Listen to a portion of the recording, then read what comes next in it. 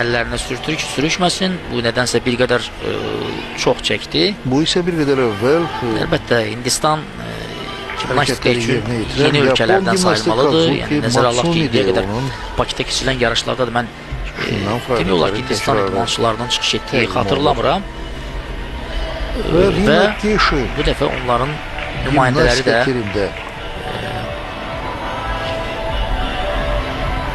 hərəkətləri yerinə yetirir.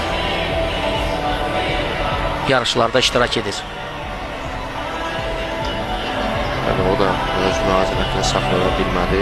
Artıq bir dəfə fəaliyyətdən indi. Beləliklə, Tapan Mohanty.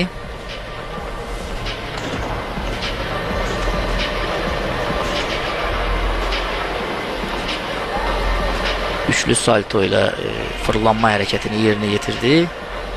Ümumiyyətlə, adətən bəstəboy gimnastlar mürəkkəb bir hərəkət sayılmalıdır. Yerinə yetirərkən, yəni gimnastika üzərində qollar üzərində dayanışma hərəkəti. Bu vəziyyətlərini daha asan saxlaya bilərlər. Və sonda wind saltosu ilə bitirdi. Amma ucaboy gimnastlar